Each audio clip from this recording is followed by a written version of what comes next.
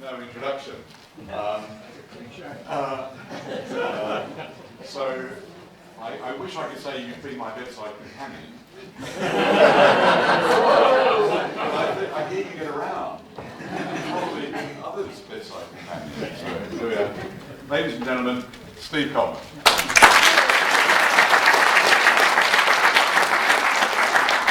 Thank you very much. What a nice group you all are. So thank you very much indeed. And today we are. You all right? Can you see at the back? Can you hear at the back? Pardon? Right, good. Well done. It's been a long day. So if you all want to nod off, or any of you want to nod off, we shan't point it out. As long as you read quietly. Anyway, today we're talking about ringing during the Second World War. Yes, that's what you're here for? Yeah. Right. Now, the thing about ringing in the Second World War is... Come in, we're not late. The thing about ringing in the Second World War, when I was doing research on this, I spent countless hours going through the most fascinating papers in the government archives, which it appeared no one had looked at since the war ended. And the extraordinary thing is that we're only talking about ringing. And you would think that that wouldn't be a great deal of interest to the government. In fact, it's quite clear from all the papers that ringing was of incredible importance to the war effort. It was regularly being discussed by the government, by the civil service, by the Prime Minister, by the War Cabinet, and even the King himself were discussing this on a regular weekly basis. And the extraordinary thing is that nobody ever knew. A great mass of secrecy and misinformation applied to ringing, and we're going to talk about some of that now. But the one thing that everybody knows is that ringing started, the war started on the 3rd of September, 80 years ago this week, 3rd of September it started. 2 days earlier, the editor of the Ringing World addressed the exercise in a suitably serious fashion. This article is written at a moment when the international crisis is such that no one can forecast what the next few hours may bring forth. Not unnaturally, the thoughts of many of our readers will turn to what may happen in regard to ringing should war break out. What is almost certain, it was necessary last time, and it is likely to be immensely more necessary if there is another conflict, is the complete silencing of church bells during hours of darkness. I add that the ladies proved their worth in the belfry in the last war, and I am sure would do so again. Splendidly sexist stuff. The interesting thing is, in the First World War, for those who don't know, ringing was banned after the end of civil twilight. Do you know that? And civil twilight is? Okay, well actually, yeah, half an hour. It's when the sun is 6 degrees below the horizon. Not only was ringing banned, in fact, all bells were banned, including clock bells, clock chimes, tower bells, etc. All banned after civil twilight. But the message from the editor was ringing as usual. That was actually the message from the government. But actually, that never happened because they immediately issued a control of noise defence order, which read this. The sounding of sirens, hooters, whistles, rattles, bells, horns, gongs, or similar instruments, unless used for the purpose of air raid or gas warnings. The firing of maroons and other fireworks from a mortar is also prohibited. There you go. Not surprisingly, ringers thought that this was quite worrying, even after the Times newspaper issued this clarification. The order does not affect the use of instruments of the kind mentioned by railwaymen and by members of a ship's crew, nor does it prevent police officers from sounding whistles. It does not apply also to church bells, or the normal use of bicycle bells and motor horns. There you go, clarification. The thing is, what people worried about at the beginning of the war was not bombs, but gas. At that time, the Germans had an enormous amount of gas available and they had the means to deliver it, and it was assumed they were going to drop it all over London. In fact, we also had gas available and the means of delivering it. They assumed we were going to drop it all over Berlin. But because we were worried about gas, there were warnings of gas which were separate from the air raid warnings.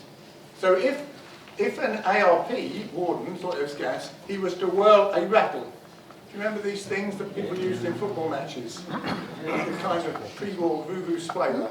They whirled this thing round, and when the gas had gone, they were to ring a handbell. So a handbell was a signal that people were no longer going to be gassed. You could also look at the top of post boxes, because post boxes, pillar boxes, were all covered in gas detector paint at the beginning of the war. So that if you were worried, you could look at the top of a pillar box, and if you could see it, it was okay. but nonetheless, but it's true actually, it went kind of greeny yellow and it went green. Anyway, by the by, but the message of the government that they pushed very strongly was that ringing should continue as normal. And the lady wrote to the Times to back them up like this. I write to say that we of the Parish Church of Bromley are doing everything possible to keep the ringing fraternity together during these troubled times. In short, we are carrying on in Bromley. But whether they're carrying on or not, one of the big differences in the Second World War was a blackout. Everywhere had to be blacked out, which included ringing chambers. Now, many ringing chambers, it's very, very difficult to black out, particularly if it's a ground floor ring. So what to do about it? And the best one I found was the Leatherhead district of the Guildford Guild. They found an answer and they recorded it in their minutes like this. Decided that the district would hold a normal series of Saturday meetings, but only at the periods of the full moon.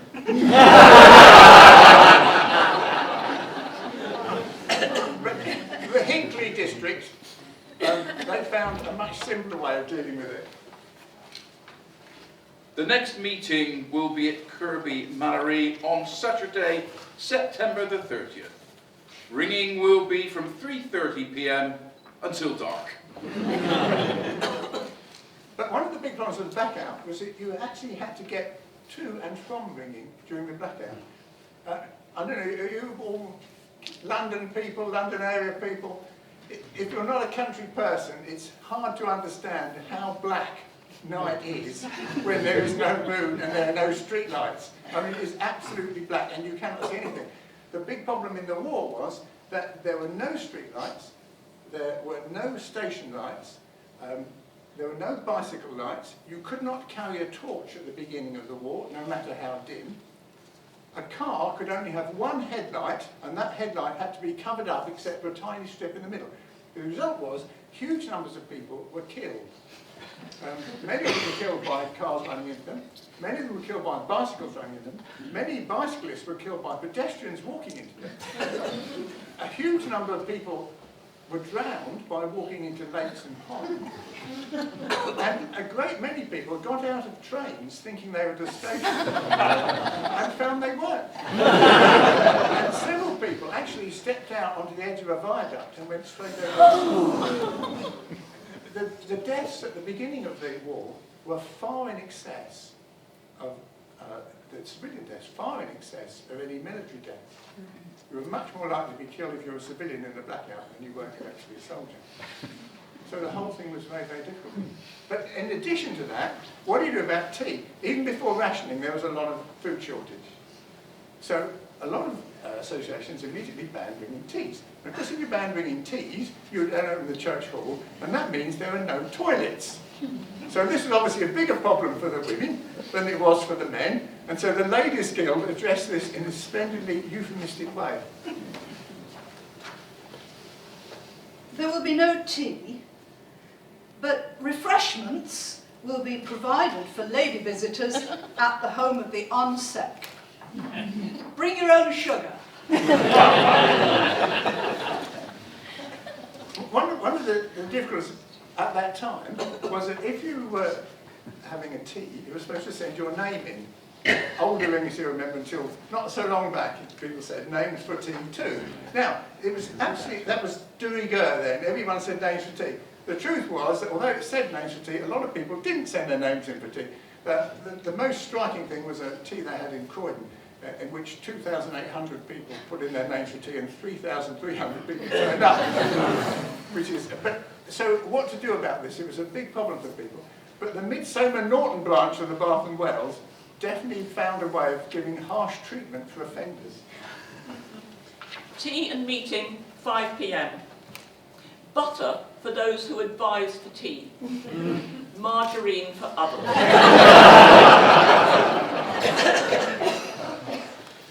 But it wasn't just the blackout.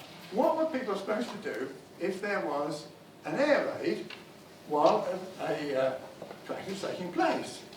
Now, this is obviously very difficult, and one tower captain thought this out very carefully, and as a result of that, the branch secretary recorded what was to be done.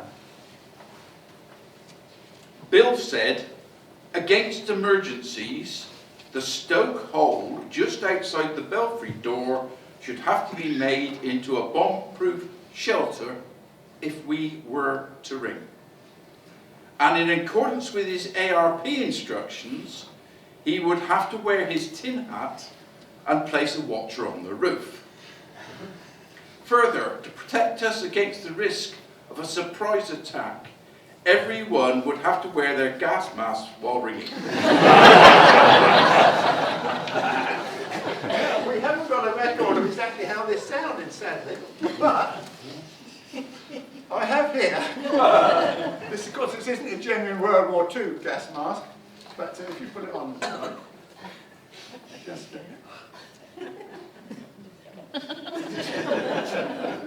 right, you better do some of the conducting.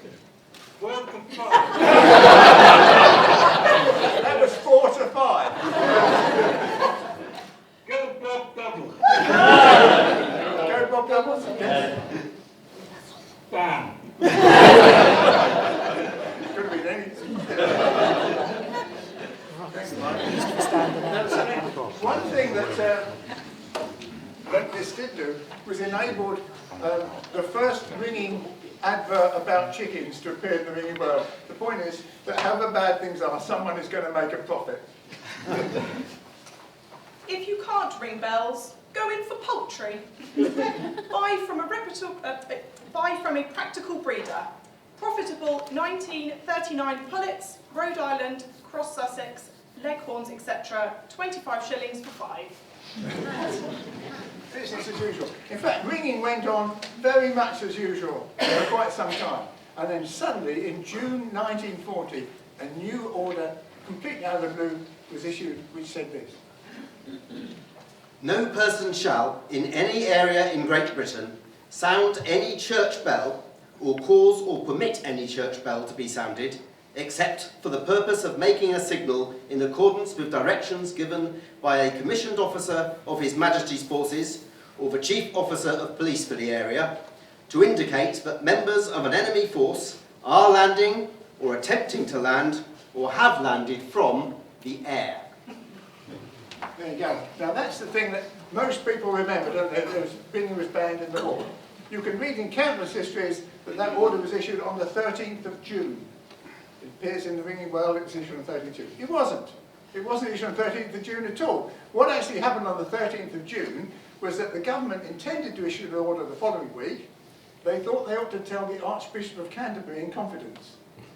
The Church Assembly was taking place in London that week, and they asked him if he would tell the other bishops confidentially that it was going to happen.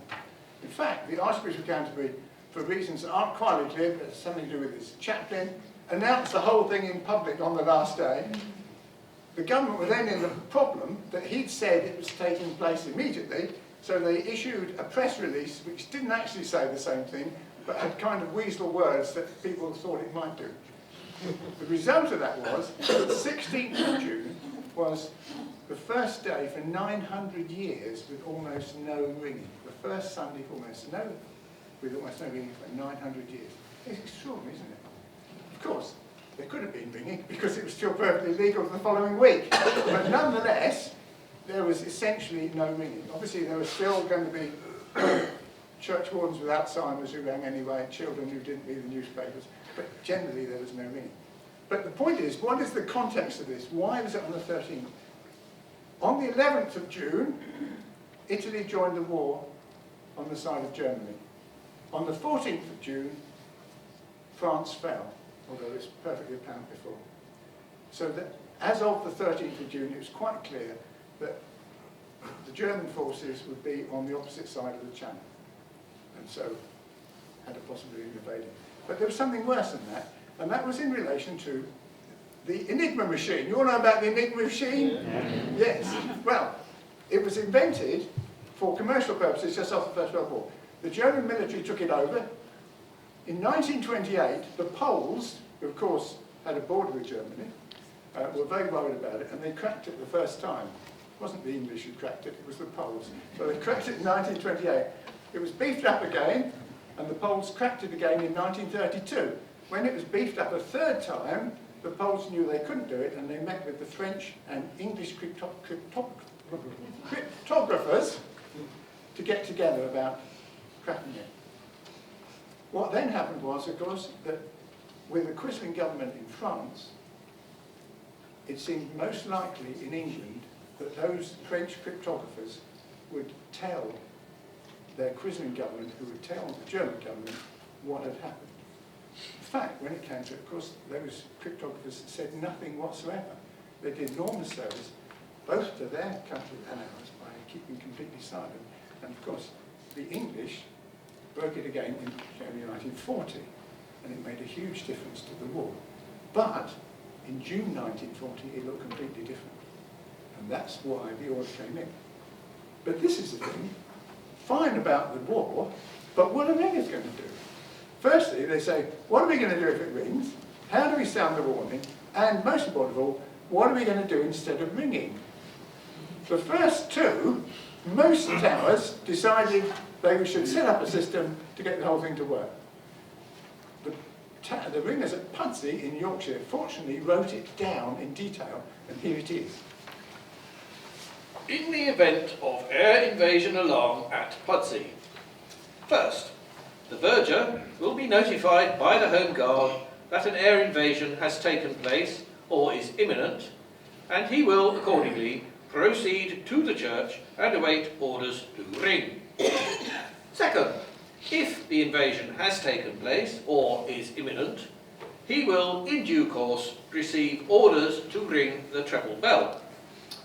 Third, the local commander of the Home Guard, on hearing the bell, which he has instructed the verger to ring, will issue the instructions for a motor car to collect the ringers from their homes or their work. Fourth, the ringers, having been first found, will then be conveyed to the church. I mean, what rubbish is that? It's absolutely extraordinary. I mean, these people seem to think that in the midst of an invasion, a car could be spared to ferry them around the town so they could ring grands or triples. Absolutely breathtaking, the reality of it. But if ringers didn't really know what was going on, the government wanted to make sure that the public did at least have some idea. In those days, there was a body called the Ministry of Information. If you went to the cinema, you had an A picture and a B picture. Do you remember that, anybody? Yes. Yes. Right, there was an A picture and a B picture. And between the two, there were information films. Bit of news, bit of information, bit of look at life. Remember Look at Life? Be another Look at Life next week, all that. Right. So the Ministry of Information films.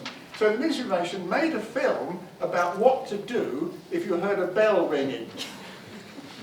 Sadly, I can find no copy of the film, but I have got a letter which was written by a ringer in Coventry shortly after seeing it. In a local cinema last Saturday evening, I saw a 10-minute film shown under the auspices of the Ministry of Information. The scene is set in the country home of two ladies who are awakened at night by a local air raid warden and told to get to the cellar as a raid is on. On their way there, they hear a knock on the front door, which they open to find a dying parachutist outside. At the same time, they hear the local ring of 8 going to rounds and call changes, which informs them that an air invasion is on.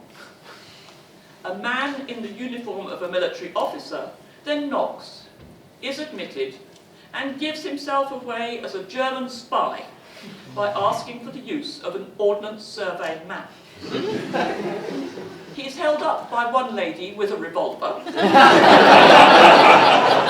taken from the dead parachutists, while the other rides by bicycle to the warden's post to ask him to inform the Home Guard.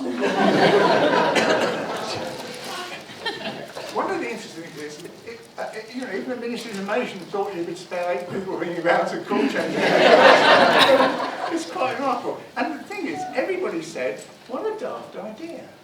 They said, what a ridiculous idea, how can it possibly work? Lots of people wrote up to the papers saying it was impossible. One of the people was Dorothy L. Sayers, who wrote the famous ringing book. And she was a great supporter of bell ringing in many, many ways. She wrote saying what a load of nonsense it was, and she also ended up by saying this. Before the war, people were continually bursting into the newspaper columns, passionately demanding, in the name of their poor nerves, that the church bell should be silenced. Since the prohibition of ringing, the papers are full of equally passionate letters, angrily demanding that the bells should ring again. That is human nature. We never know how we value anything until it is taken away. Oddly enough, I do not remember to have seen any letter or paragraph saying, well, thank Hitler, that horrible noise has stopped. But daft as the idea seemed, could it have worked? And in fact, I found numerous examples in people's diaries and reminiscences to show that in the kind of way it did. People heard something, it might have been a bell, it might have been something else that sounded like a bell, and they thought, so what did they do? Rushed outside. I don't know why. They all rushed outside, they milled around for an hour or so, and then they went back indoors again. Here's an example which was reported in the Daily Herald. Daily Herald, newspaper of the past? Yes. People ran into the street in the Lower Sydenham district of Greater London early on Thursday when they heard what they believed to be the sound of bells rung as an invasion alarm. Police investigated the matter. At first, the noise was thought to have come from the direction of St Michael's Church, but it was found that the building was locked and that the bells had been dismantled for many weeks. Then it was believed that a handbell had been rung in the street. Eventually, police traced the noise to the Sydenham Gas Works. Employees there had been engaged on work with steel tubes, and hammering the pipes had caused a similar sound to the ringing of church bells. But there was a bigger problem, and the BBC were clearly very worried that if they issued any recordings of church bells, there would be a problem. In those days, there was only one programme, the national programme. They didn't have continuity announcers. Continuity announcer is the guy or woman who, between programmes, fills in the space by saying something of no importance whatsoever. Yes? They get paid for it too, they only speak once an hour. Right, but in those days, they actually had a record instead of 78 RPM record. They put it on. If there was a space between programmes, the person put the needle down and it played a 20-second clip. If it was longer than 20 seconds, he left the needle down and played another 20-second clip until it was time for the new programme to start. Now, the 78 RPM record had two sides, one of which was Lily Bolero with the Coldstream Guards. So for those of you who don't remember it, we'll just give you a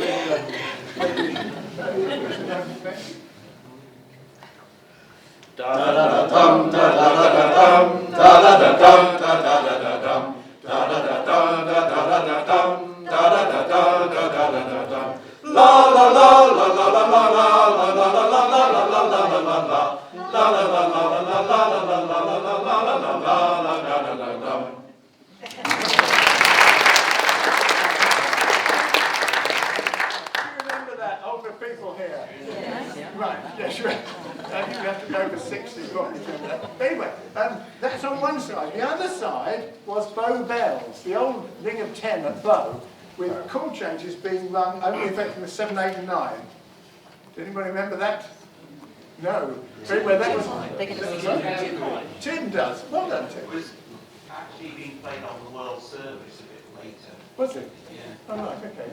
Yeah. It's the old tenant bows. But anyway, quite pleasant thing, no doubt about that. But obviously they thought if they carried on playing that, people would think there's an invasion because they're broadcasting bells. So they stopped that completely, and so for the whole of the war, you heard nothing but endless Lily Blair. And in fact, 25 years ago, well, 30 years ago now, I actually went to the BBC and looked in the thing that they call the gramophone library. This is lovely, it's a gramophone library, and I found this 78 record. And you can quite clearly see that the one side is much more warm than the other. It had so much more. But even that wasn't enough for the BBC, because by October 1941, the BBC Light Entertainment Department had been evacuated to Bangor in Wales, and on the 17th of October, the director of the Light Entertainment Department issued this memo. Memo from John Watt, Director of Variety, Bangor, to all producers. Band songs. Will you please note that recordings and live performances of Tchaikovsky's 1812 Overture in its original scoring, i.e. with the bells, are banned for security reasons.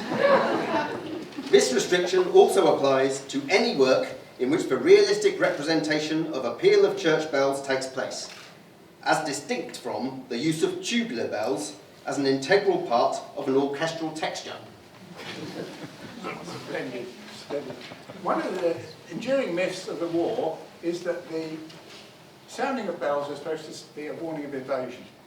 As you heard earlier on, when Mike read out the notice, it was only supposed to be a sign of a warning of invasion by air. You knew if it's invasion by air, if 5 or more parachutists dropped down. If it's less than 5, they were ours. If it was 5 or more, it was theirs, and you were supposed to sound the warning. It was not supposed to be used for any other reason whatsoever. If we invaded by sea, we were not supposed to sound the bells. However, nobody seemed to understand that at all. Most people don't remember it that way now, and no one understood it at the time. So that a most extraordinary event occurred on the 7th of September, less than 3 months after the band was started, and the Ringing World splendidly recorded it like this. Last Saturday night, while London was under the biggest air attack launched against it since the war began, there was an alarm sounded on the church bells in Surrey, Devon and Cornwall. No one seems to know why the alarm was given, or by whom, and many have been the surmises.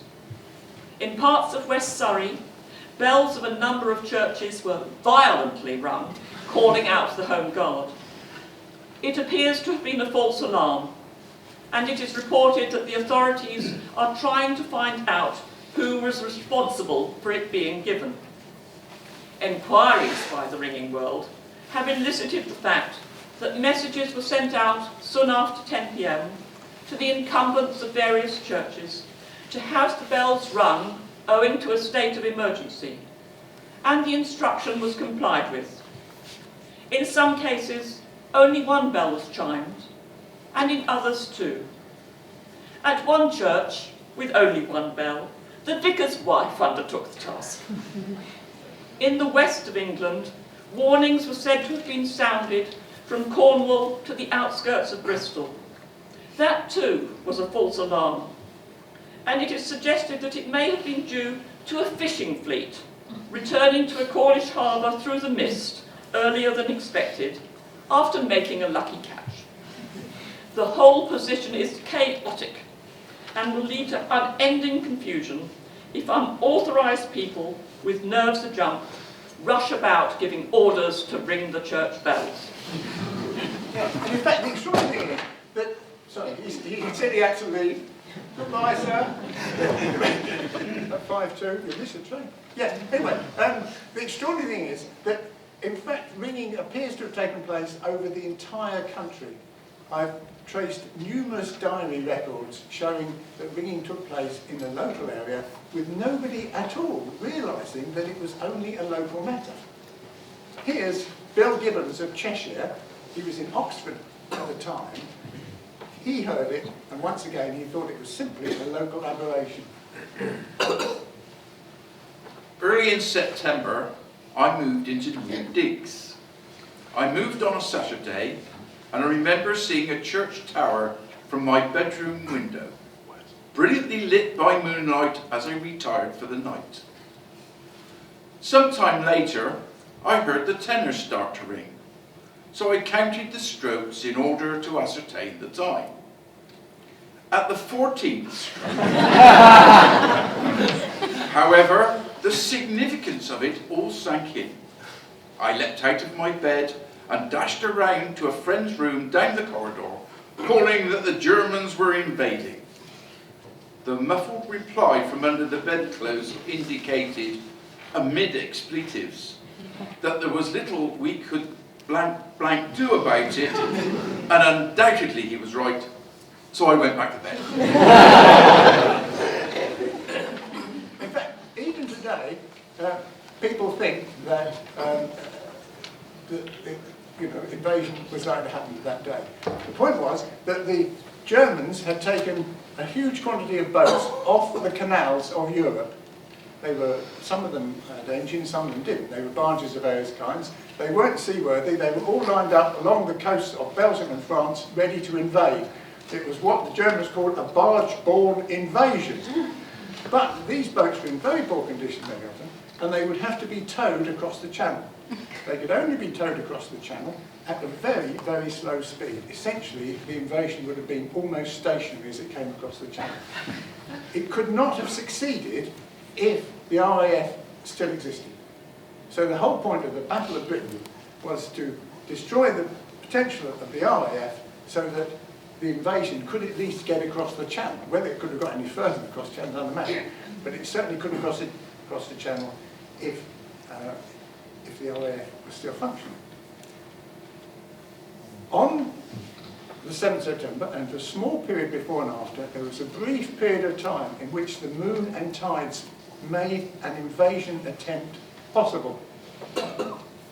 But the government had not prepared a signal of invasion imminent. They had only prepared a signal instant readiness, whatever that meant, and that signal was Cromwell.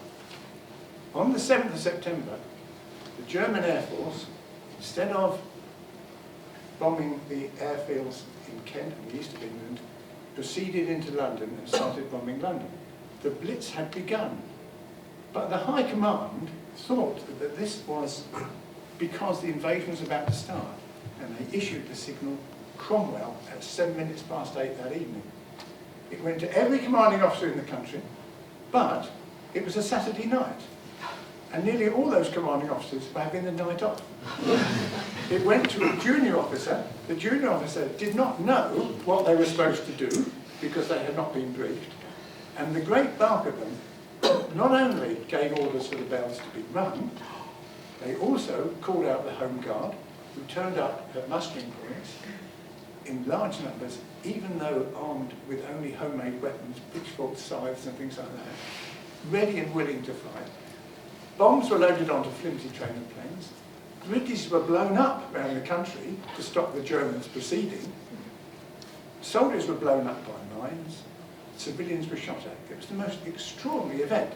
But in all that extraordinary event, the one thing that didn't happen was that the newspapers never reported it, because there was a D notice on all of them not to. But they never thought to issue a D notice to the ringing world.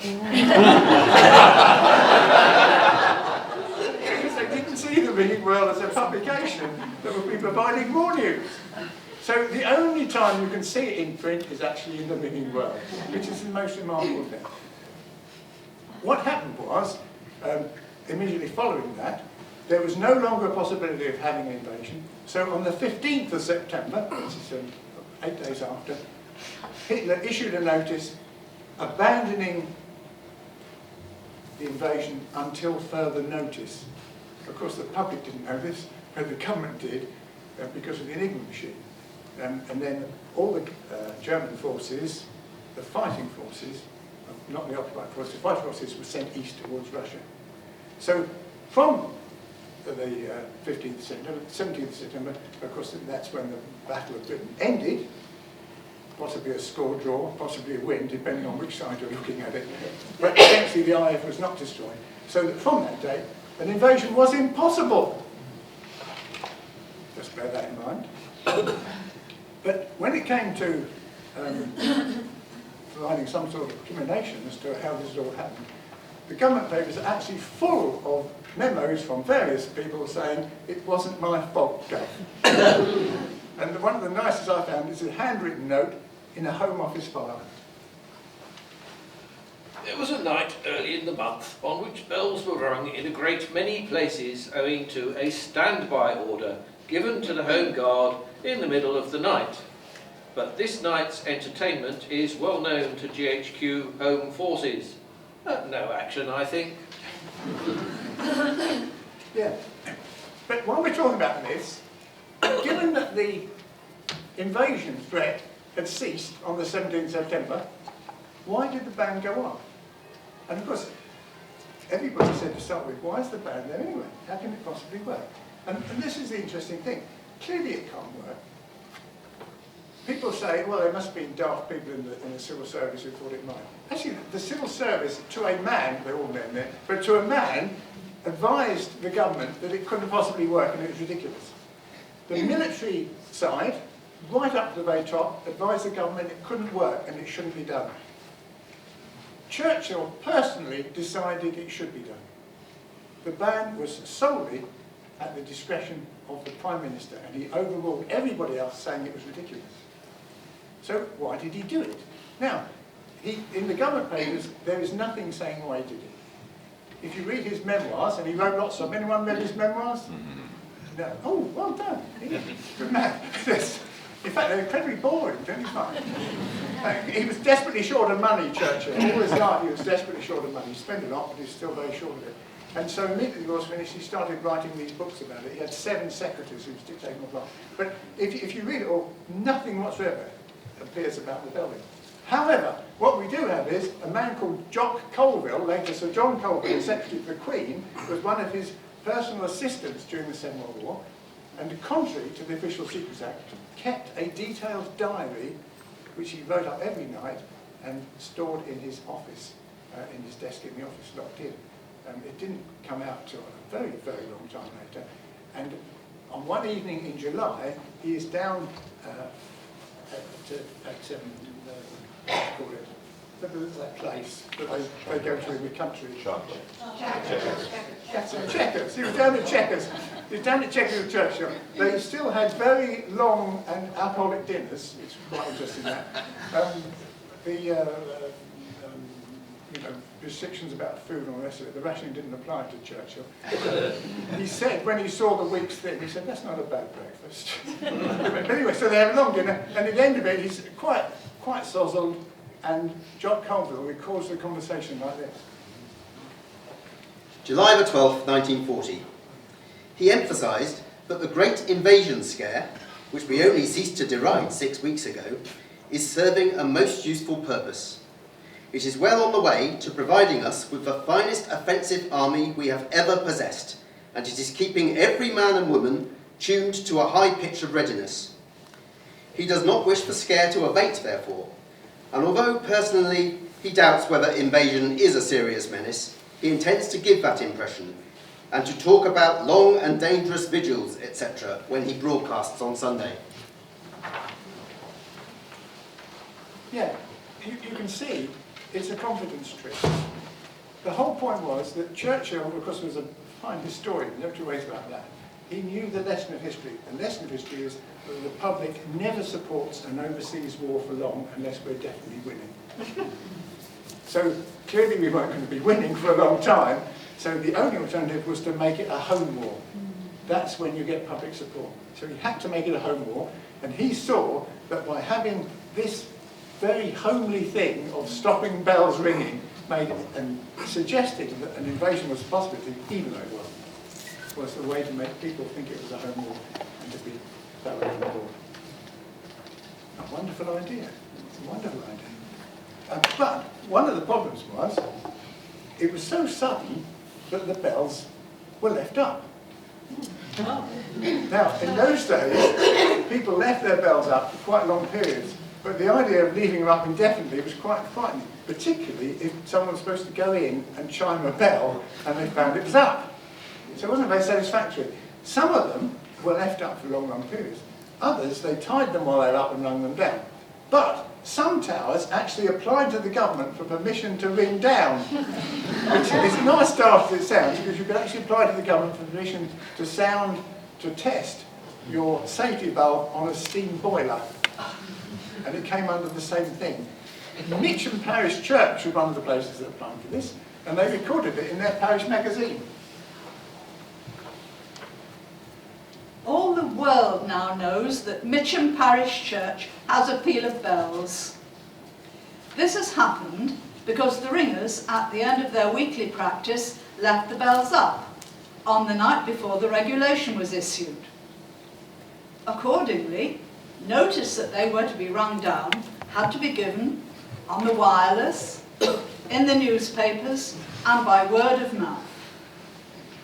The officials at the ministry in London evidently like to think of Mitcham as still a place of lavender and licorice, of chamomile and the squirting cucumber, as their letter giving instructions about the ringing down speaks of church bells at Mitcham Village Church. Alas, we can hardly style Mitcham a village any longer. Of course, some bells are actually left up for 2.5 years, some are left up for 5 years, and so when someone else leaving.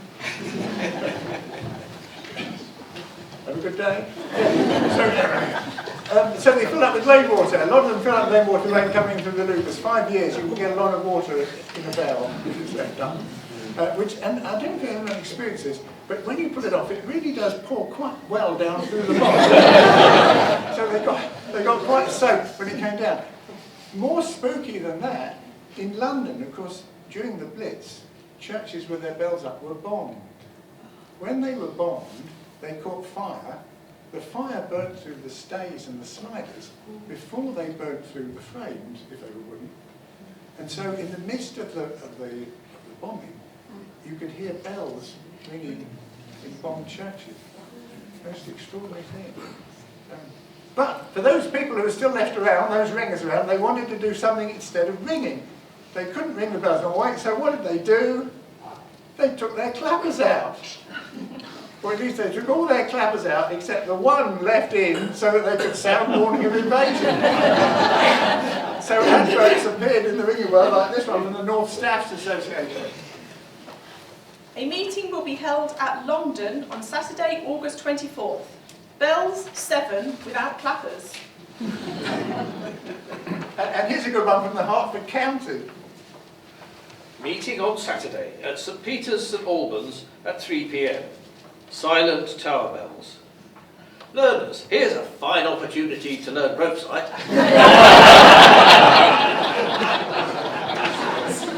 But of course there's some things you definitely need a bell for.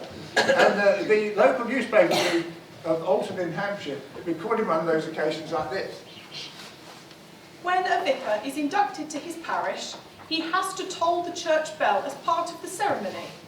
Defence regulations recently prevented the Reverend G. Hutchinson, the new vicar of Alton, from carrying out that part of the ceremony at his induction. Instead, he pulled lightly on the rope without sounding the bell, whilst at the same time striking vigorously on a dinner gong. Yes, all very tricky. I mean, associations were really, really worried that ringing might stop. It was a real worry during the war. And they were worried that at the end of the war, the young people wouldn't come back to ringing. So they wanted to keep things going in some way or other. So they were desperate for some activity to take place at their branch meetings. Here's the Yorkshire Association. Church House will be available during the afternoon and evening for handbells and billiards. There will also be a conducted ramble. In fact, rambles and handbells featured quite strongly. Here's the Surrey Association. The Surrey Association meeting. The ringers will meet at Box Hill Station at 3:30 and enjoy a pleasant walk through the country. Afterwards, each tower will supply a darts team. If wet, handbells will be available in the church hall. Yeah. Sadly, handbells never seem to work. Not that many people can ring two, and nobody was much interested in ringing one. So it soon degenerated in saying handbells and social intercourse, or handbells and chinwag, or something like that. Handbells available. But by and large, I was much interested. Nonetheless, there was a problem. As we found earlier, if you remember that the all clear for a gas attack was an ARP warden ringing a handbell. Now this handbell was a big thing cast by Gillett and Johnson. It had a wooden handle and it cast ARP on the side. Anyone see one? Yes! Well done, Alison. Yes. There were a few around. They're very like a school bell, like the old school bell. And they're very, very loud and they don't sound a bit like a tuned handbell. But nonetheless, the police were very, very concerned about handbell ringing. The result of that was that, for example, the Warwickshire Association had this problem when they tried to arrange a handbell meeting. Just before the meeting, the hotel proprietor informed the on-secretary that the police had asked him to see that handbells were not rung, as alarm might be caused. It was suggested permission should be obtained from Rugby Police Station. A phone call was put through and permission sought. This was a real teaser. The constable said he would ask the sergeant. The sergeant wondered if we could possibly manage without the handbells. How loud were they? Could they be heard in the street? How long did we intend to ring? Finally, the inspector was approached, who, after looking up regulation this and paragraph that, said that we might ring if we took every precaution against alarming the public. In fact, at least they got to ring. Many associations actually got, when they were having a handbell session, they were raided by the police. It was like something out of the Prohibition in America. You know, suddenly a load of policemen would come in and stop them ringing. And at that time, lots of tradesmen had a bell. Remember muffin sellers, comfort sellers in the street used to ring a bell? Those people, if they actually rang that bell, were put in prison for several months just for ringing a bell to sell some comfits. Very, very sad. But handbells and the war did at least give Braisted in Kent the chance to claim a unique ringing first. September the 27th, 1940. Dear Sir, I am sending you a report of what is, I believe, the first quarter to be rung in an air raid. It was rung on September the 21st in Braisted Belfry, and as this is under normal circumstances soundproof, the first indication the ringers had of the air raid was not the siren, but the noise of the fighting planes overhead. Nevertheless, they carried on. Special praise is due to the conductor, aged 14, who was calling her first quarter peal of Major. There you go. As far as we know, there was never another quarter run in an air raid. No one claims one here. No. Well, but obviously a good idea was to fix up a ringing simulator. Digital sound, the sort we have now, was of course decades in the future at the time, but people are still looking for a way to produce one. And this is Bill Gibbons, who we heard earlier on, hearing the clock strike 14 times, when they tried to do one in Oxford. As the new term drew nearer, old acquaintances reappeared in Oxford, and we considered what could be done in spite of a ringing ban. Our first impulse was to devise some scheme whereby new college bells could be rung with clappers lashed, but reproducing the sound in the ringing chamber by electrically operated strikers hitting handbells. We used an electric bell mechanism for each tower bell, activated by a metal strip attached to the bell wheel, which brushed past two contacts as the bell reached the balance. Dick Post made us a beautiful frame on which we mounted the university handbells, each with its own electric mechanism. This we wired up to the bells in New College Tower, and on one Saturday afternoon, many campanological notables gathered for a trial ring. While the mechanism was by no means perfect, it showed distinct possibilities. Yeah, the main problem they had was that a lot of the equipment they need was simply not available in wartime. Otherwise, they might well have gone ahead and done it very well. But there was a thing called the Siegs apparatus. Anyone rang on a Siegs? Yes, you rang. You've seen it. But anyone rang on it? Alan, haven't you rang on one? No. I've seen it. You've seen it. I have actually rung on one, I'm pleased to say, and very interesting things to do. Just to explain, up in the belfry, you have a huge thing like a pair of longhorn cow horns, you know, Texas longhorn cow horns. And it's fixed on the side of the frame with a little thing sticking out the bottom, and every time the bell goes past, a peg on the headstock knocks it one way and the other. And as it knocks it one way, a wire down the thing pulled up, some sort of mechanism down underneath, and it strikes a handbell and goes ting. Then it goes back the other way, and it goes ting again. It's very clever. Invented in 1876 in Exeter by a man called Epiphras Sieg, would you believe? Strange name, but it's true. Right, and so lots of people dusted off their Siegs apparatus and tried to ring like that. It's quite a good idea. There's an awful lot of rumbling goes on while you're ringing it. The Glasgow Citizen sent along a reporter to hear it in action. As I climbed the steps, I could hear the bells of St Mary's chiming as clear as if we were back in the ringing days of peace. Behind an oaken door, I found the bell ringers in their grey stone chamber. 6 men, shirt-sleeved, were pulling rhythmically on ropes that ran through holes in the high wooden ceiling above them. High on the stone walls, I saw little bells. As the ringers pulled, a hammer struck each bell. But the real bells of St Mary's, far above in the tower, were silent, although they were swinging.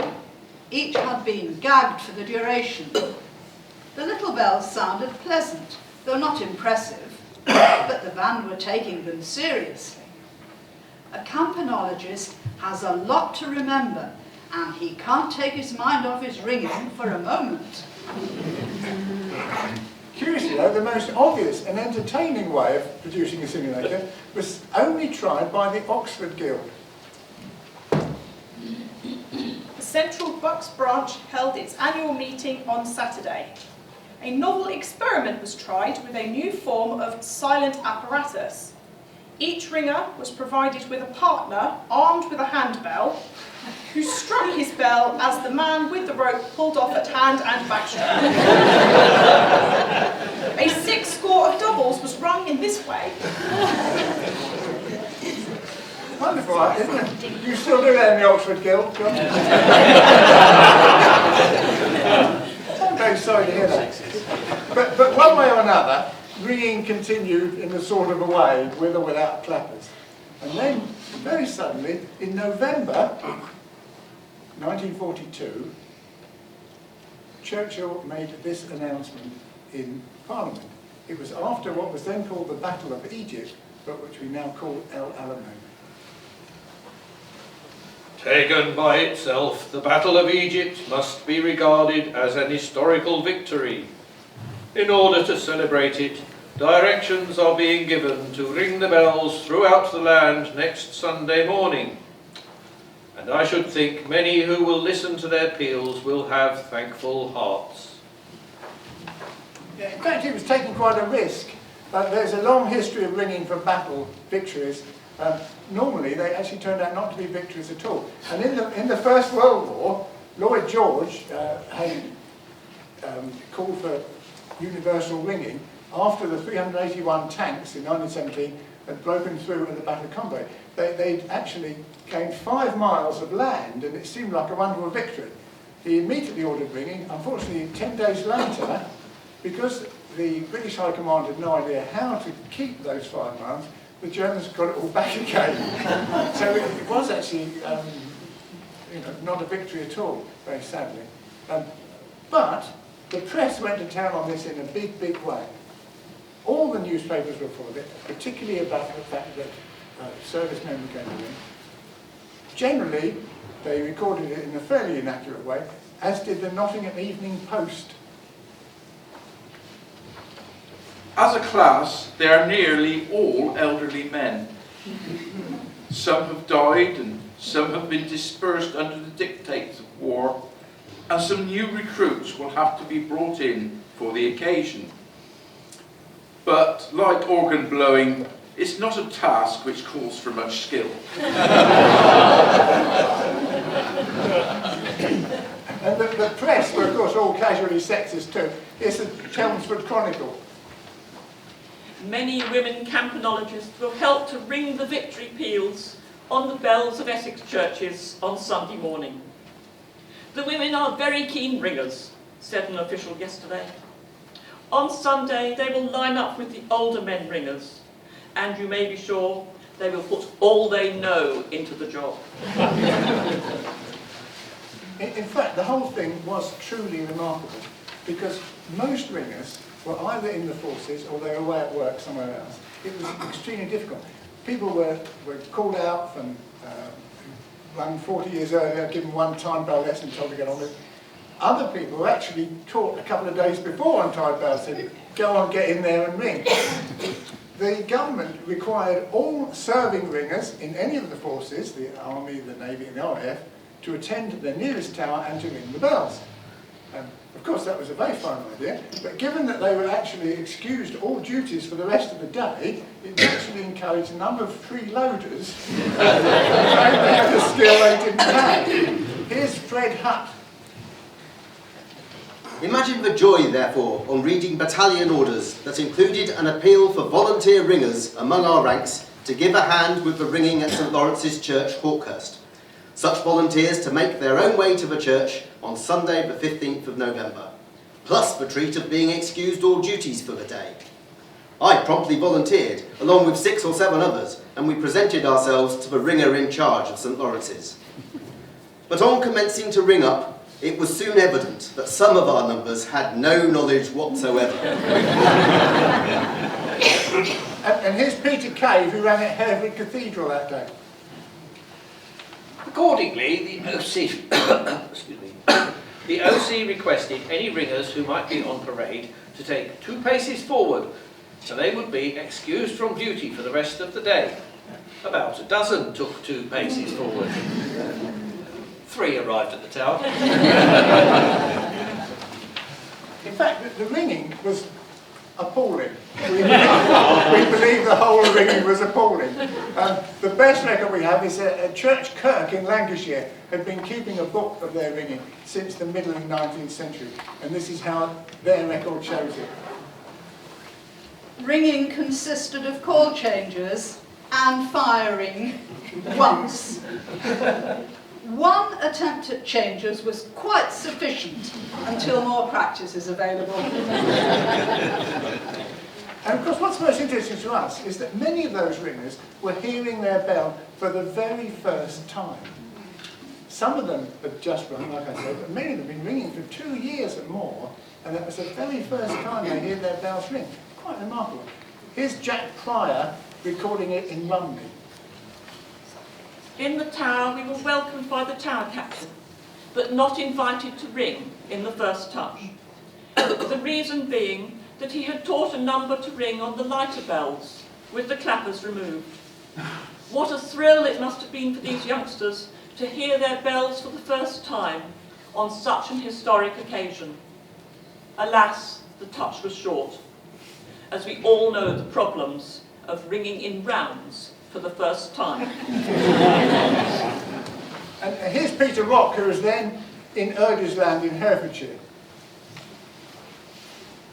We had learned grandsire and playing bob by the time the El Alamein victory was celebrated.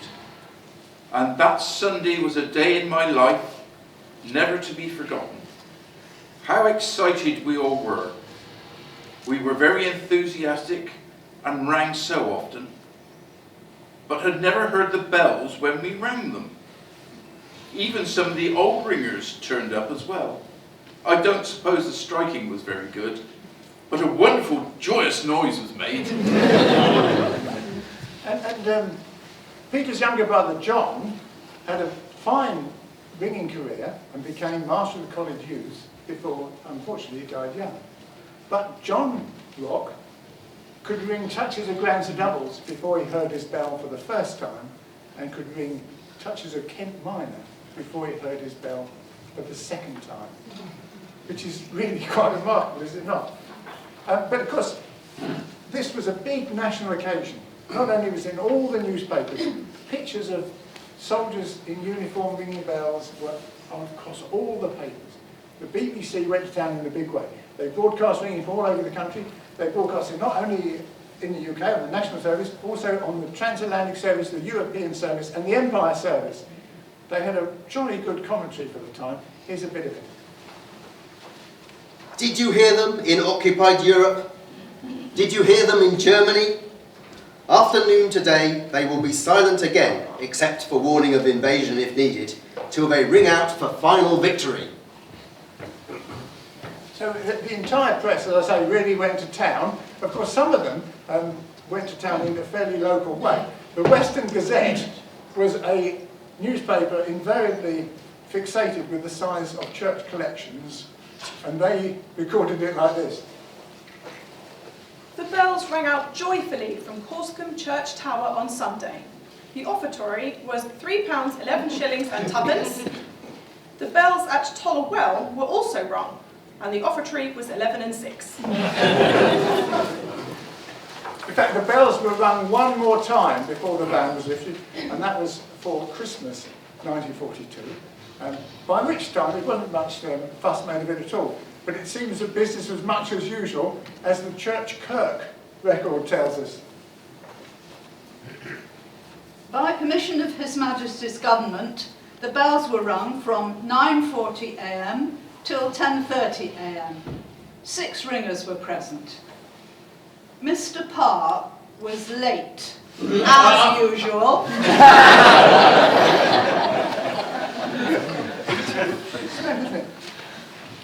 So that was that. In the middle of 1943, the ban was finally lifted, or at least it sort of was. The idea was to lift the ban completely, but to lift it completely would have required an Act of Parliament for legal reasons which we won't go into. They hadn't got time to do an Act of Parliament because it had to be done immediately, ready for Easter, and it was Holy Week. So the Home Office simply issued a pretend order saying the ban was cancelled. And they hoped that no one would notice. And in fact, no one did. Even today, they think it actually worked. It didn't. But people did start ringing. All the same, you couldn't ring an Angelus bell until the end of the war. You couldn't blow a whistle till the end of the war. Anything like that was still not allowed. But once it had stopped, the question was what to do about the public. The public still believed that ringing was a severe indication of something, and were likely to be worried when they heard any ringing. There was a question asked in Parliament.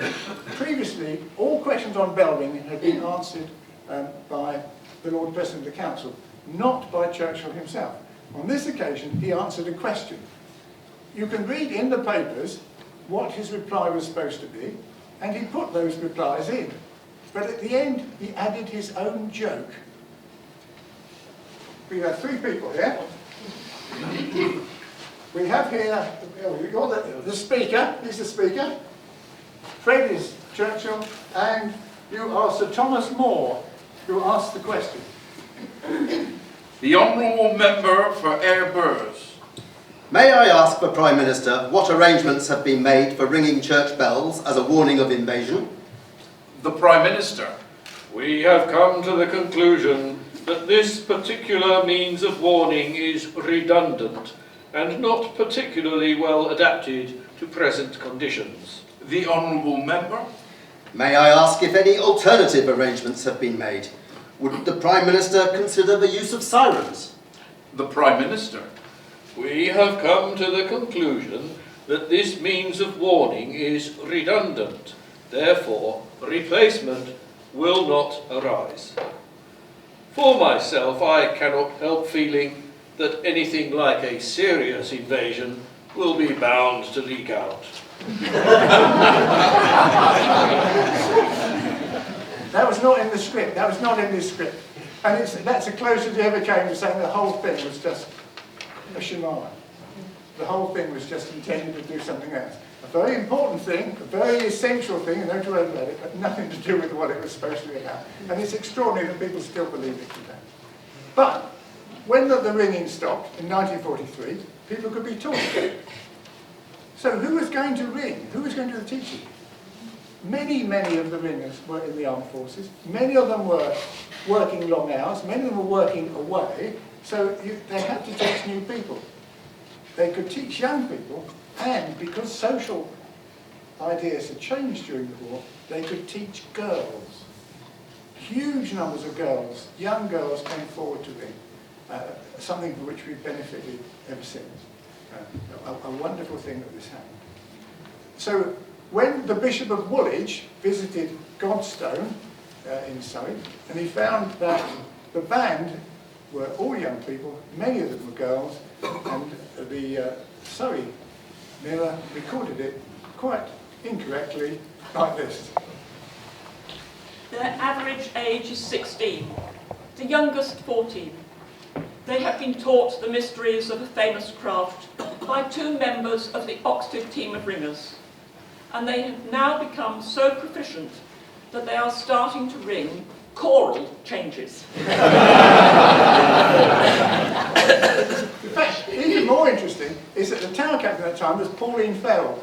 Pauline was then 16 years old and a woman tower captain, which is a wonderful thing, isn't it? It's not the sort of thing that you expect at the time. She kept a diary of what the band were doing, and a very telling diary it is too.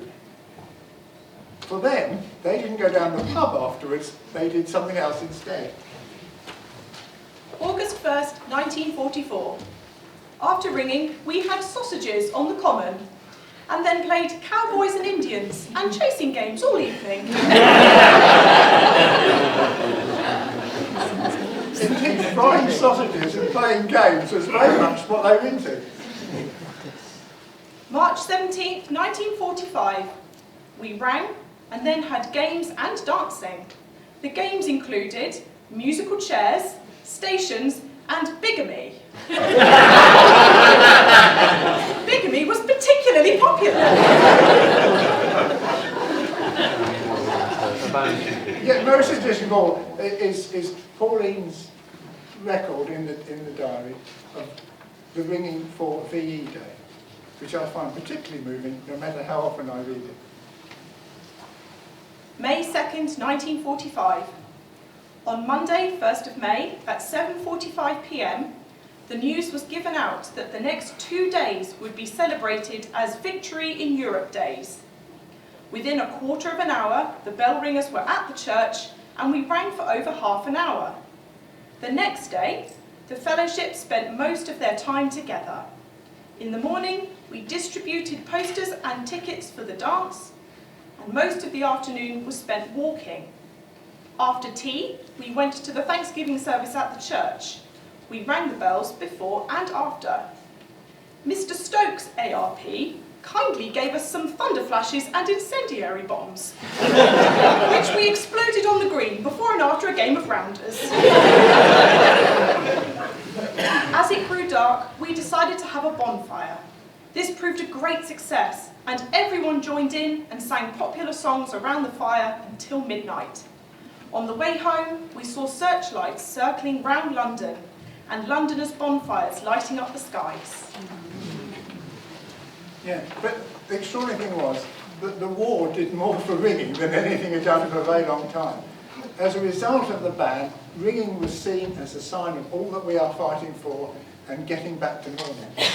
And the result of that, after the war, ringing flourished in a way that it never had done before. There was more ringing, there were more people at branch meetings, there was a vast increase in the complexity of things that people rang.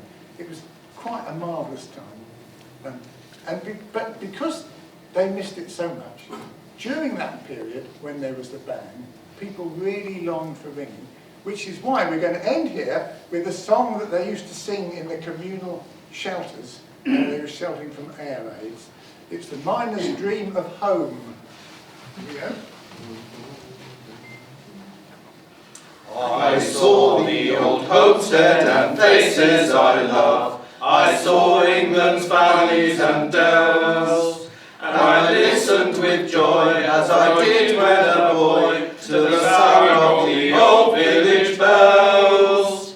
The log was was burning brightly. 'Twas a night that should banish all sin, for the bells were ringing the old year out and the new year in.